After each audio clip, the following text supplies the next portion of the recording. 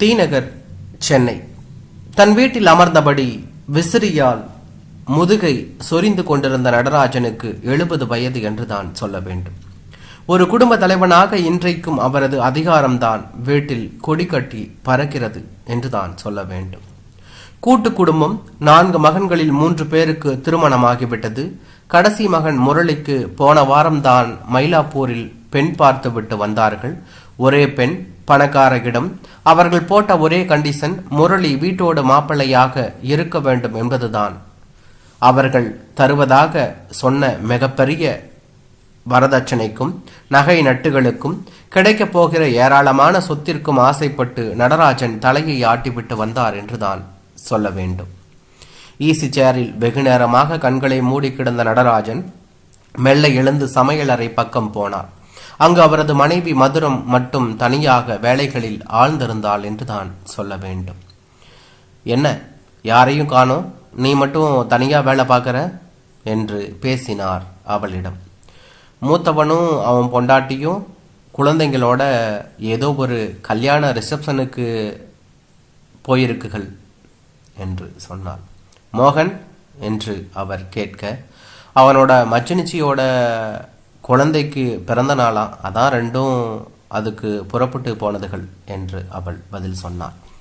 அது சரி, மச்சனிச்சியோட குழந்தைக்கு பிறந்த நாள்னா அவசியம் போய் கலந்துக்கணுமே என்று சொன்னது இல்லாமல், போகலனா தலை வெடிச்சு போயிடுமே, அதுக்கு போறவன் கையை வீசிட்டு சும்மா போயிட முடியுமா, ஏதாவது வாங்கிட்டு போயிருப்பானே என்று அவர் சொல்ல, என்ன வாங்கிட்டு போறானோ யாரு கண்டா, நம்மகிட்ட சொல்லிட்டா போகுதுகள், அதுகளோட இஷ்டம்தானே இந்த வீட்டில்.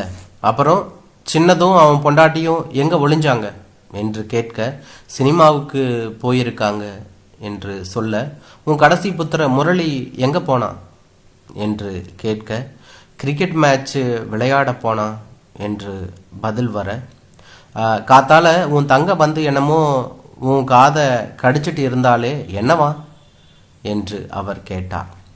அதானே, என்னடா இவ்வளவு நேரம் கேட்க காணோமேன்னு பார்த்தேன் என்று அதற்கு அவளும் பதில் சொன்னார்.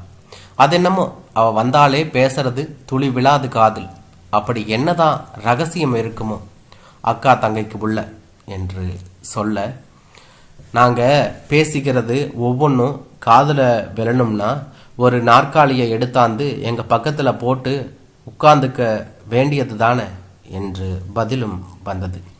ஆமாம், எனக்கு வேற வேலை இல்லை பாரு, ஏதோ படு சீரியஸாக உன் காதை கடிச்சுக்கிட்டு இருந்தாளேன்னு கேட்க வந்தேன் என்று இவரும் பதில் சொன்னார்.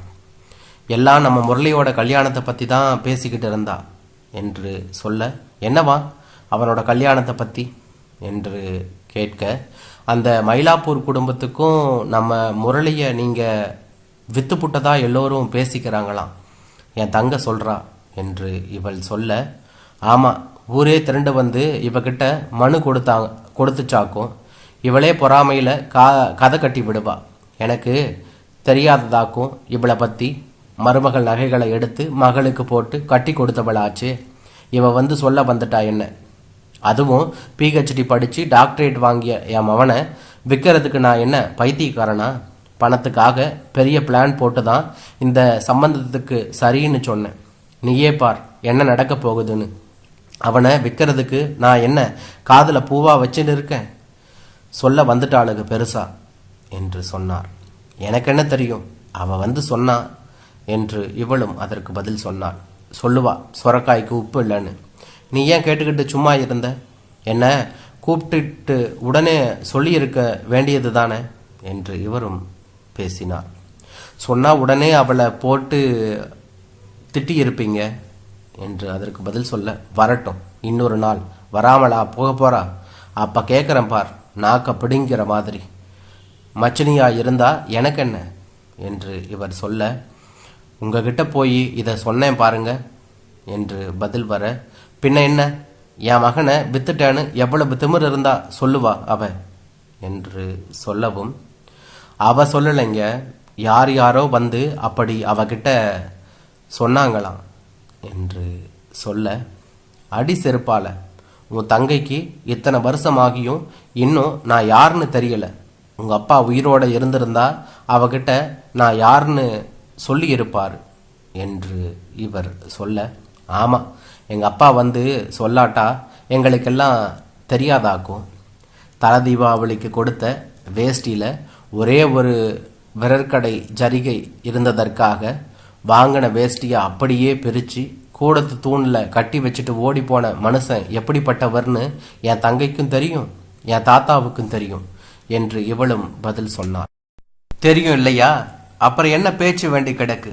என் மகனை நான் விற்கிறேன் இல்லை ஏலம் போடுறேன், இவளுக்கு என்ன என்று சொல்லவும், உங்களை கையெடுத்து வேண்டுமானாலும் கும்பிடுறேன். உங்கள் பணத்தாசைக்கு என்னதான் 1000 இம்சை பண்ணியாச்சு. நம்ம பிள்ளைங்களையும் நீங்கள் இம்சை பண்ண வேண்டாம், அதுங்களையாவது நிம்மதியாக இருக்க விடுங்க என்று அவள் பதிலும் சொன்னாள். ஏன் கும்பிடுறதோட நிறுத்திக்கிற, தோப்பு கரணமும் போட்டுடேன் என்று இவரும் பதில் சொன்னார். பேசுங்க பேசுங்க, எவ்வளவு நாளைக்கு பேசுவீங்க, நான் உயிரோடு இருக்கிற வரைக்கும் பேசுவீங்க என்று அவள் சொல்ல, ஆமாம், நீ செத்துட்டா உடனே எனக்கு பேச்சே வராது, ஊமை ஆயிடுவனா, பேசுறிய பைத்தியக்காரி மாதிரி. இப்போ இப்படி தான் பேசுவ. நாளைக்கு இதே முரளியோட இதே கல்யாணத்தை வச்சு மூட்டை மூட்டையாக பணம் சம்பாதிக்க போகிறேன். அப்போ வந்து நீ என்ன பேசுகிறேங்கிறத பார்க்குறேன், இரு இரு என்று அவரும் சொன்னார். நாம் மட்டும்தான் பெண்ணை போய் பார்த்தோம், முரளி இன்னும் அவளை பார்க்கல, மனக்கோட்டை கட்டாதீங்க என்று அவளும் பதில் சொன்னாள். என் பிள்ளைகள் யாரும் நான் கிழிச்ச கோட்டை தாண்ட மாட்டாங்கடி.